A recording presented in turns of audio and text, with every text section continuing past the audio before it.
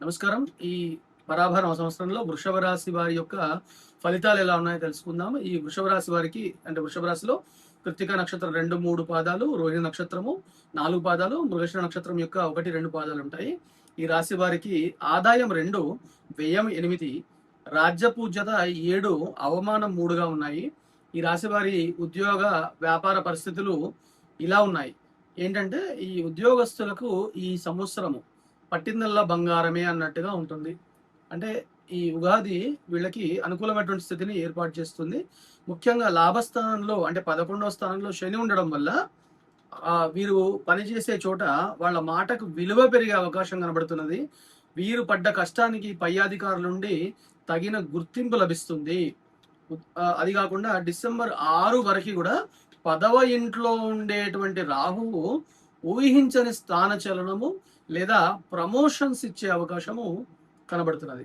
అది కాకుండా ఎవరైతే వ్యాపారస్తులు ఉంటారో, వ్యాపార రంగంలో ఉన్న వాళ్ళు ఉంటారో వారు పెట్టుబడుల విషయంలో సానుకూలమైనటువంటి ఫలితాలు చూస్తారు. అయితే జూన్ 20 తారీఖు నుండి ఆగస్టు 2 మధ్యకాలంలో ఏదైతే పార్ట్నర్షిప్స్ ఉంటాయో అంటే భాగస్వాములతో లేదా కస్టమర్లతో కొంచెం సంయమనం పాటించండి. అంటే నెమ్మదిగా మాట్లాడండి.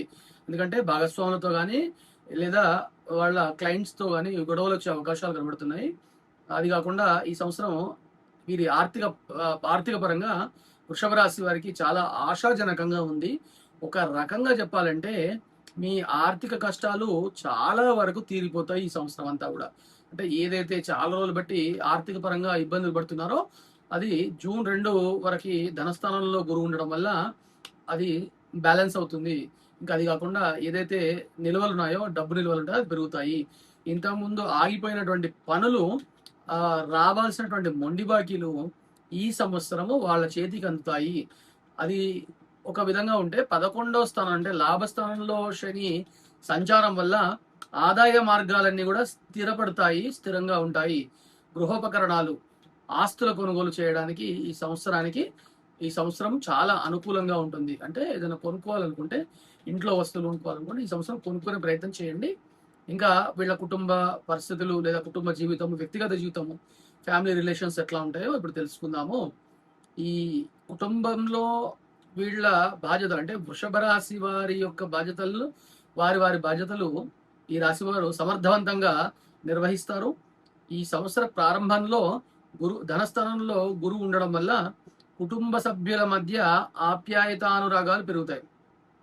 ఇంట్లో శుభకార్యాల గురించి చర్చలు జరుగుతూ ఉంటాయి. ఎప్పుడు కూడా ఈ సంవత్సరం అంతా చక్కగా ఉంటుంది. అక్టోబర్ 31 తర్వాత గురువు అర్ధాష్టమంలోకి మారుతాడు. ఇక గురువు అర్ధాష్టమంలోకి మారిన తర్వాత డిసెంబర్ 6 వరకు కేతువు కూడా అర్ధాష్టమంలోకి అంటే 4వ స్థానంలో ఉండడం వల్ల వాళ్ళ తల్లి ఆరోగ్య విషయంలో అంటే వృషభ రాశి వారి యొక్క తల్లి లేదా తల్లి సమానుల ఆరోగ్య పరిస్థితిలో కొంచెం జాగ్రత్తలు చూసుకోండి. ఆస్తి గొడవలు లేదా భేదాభిప్రాయాలు వచ్చే అవకాశాలు ఉంటాయి. ఈ రాశి వాళ్ళు ప్రశాంతంగా కూర్చొని మాట్లాడుకుంటే సర్దుమణిగిపోతాయి. ఎందుకంటే గురుబలం ఉంది కాబట్టి. ఇక సంతానం కోసం ఎదురు చూస్తున్న వాళ్ళందరికీ ఈ సంవత్సరం చక్కగా శుభవార్త వినే అవకాశం ఉంటుంది. అంటే సంతాన ప్రాప్తి కలుగుతుంది. ఇక ఈ సంవత్సరము వీరి ఆరోగ్యం ఎలా ఉంటుందో ఇప్పుడు తెలుసుకుందాము. వీరి ఆరోగ్యం అంటే వృషభ రాశి వారి ఆరోగ్యం చాలా వరకు పర్వాలేదు, బాగానే ఉంటుంది. శారీరకంగా మానసికంగా ఆనందంగా ఉంటారు, ఉల్లాసంగా ఉంటారు.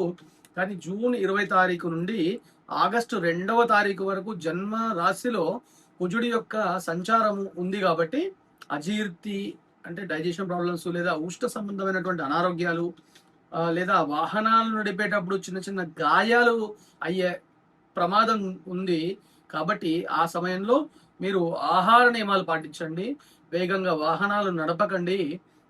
తర్వాత చూసి అంటే పదునైనటువంటి ఆయుధాలు పట్టుకున్నప్పుడు కొద్దిగా జాగ్రత్తగా చూసి ఆచితూచి వ్యవహరించండి. ఈ సంవత్సరం అంటే పరాభవ సంవత్సరంలో వృషభ రాశి వారికి ఈ విధమైనటువంటి రెమెడీస్ ఆచరించడం వల్ల ఫలితాలు చాలా వరకు అనుకూలంగా మారే అవకాశం ఉంటుంది. అదేవిధంగా ఉత్తమ ఫలితాలు పొందడానికి చిన్న చిన్న మార్గాలు చెప్తాను, అది మీరు ఆచరించే ప్రయత్నం చేయండి. నేను ప్రతి వీడియోలో చెప్పినట్టే మళ్ళీ చెప్తున్నాను. ఆర్థిక పరంగా డబ్బులు పాడు చేసుకొని పెద్ద పెద్ద పూజలు అయితే చేయించుకోక్కర్లేదు, ఎందుకంటే ఈ సంవత్సరం వీళ్ళకి బాగుంది. ముఖ్యంగా వీళ్ళు దుర్గాదేవి ఆరాధన చేయండి. డిసెంబర్ 6 నుండి తర్వాత డిసెంబర్ 6 వరకు కూడా కేతు 4వ ఇంట్లో ఉండడం వల్ల ఇంట్లో అశాంతి కలిగే అవకాశం ఉంటుంది. కాబట్టి మంగళవారం నాడు దుర్గాదేవి ఆలయంలో ఎర్రటి పూలతో పూజ చేయించే ప్రయత్నం చేసుకోండి. సుబ్రహ్మణ్య స్వామి యొక్క ఆరాధన చేయండి.